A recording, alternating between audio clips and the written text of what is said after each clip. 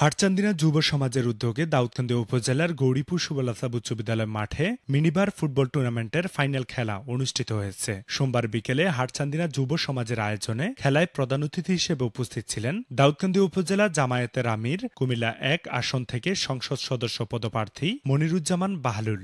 আজকে আমাদের সমাজের যুবকরা যখন মাদকাসক্ত, তাদের সেই মাদকাসক্ত থেকে মুক্ত করার জন্য হাটচান্দিনা যুব সমাজ যে চমৎকার আয়োজন করেছেন, আমাদের পক্ষ থেকে তাদেরকে অভিনন্দন জানাচ্ছি। আমরা আশা করছি আজকের এই খেলা থেকে শিক্ষা নিয়ে সমস্ত যুব সমাজ মাদকাসক্ত ছেড়ে দিয়ে তারা খেলাকে তাদের সঙ্গে হিসেবে গ্রহণ করবে।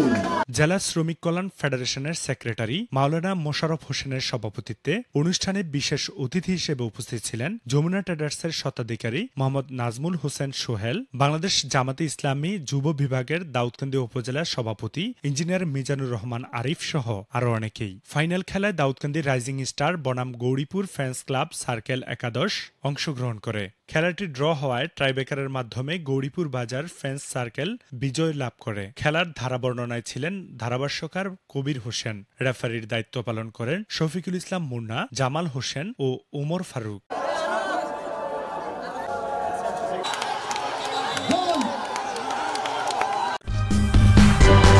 সূচনা community.tv বিনোদনের পাশাপাশি খবর।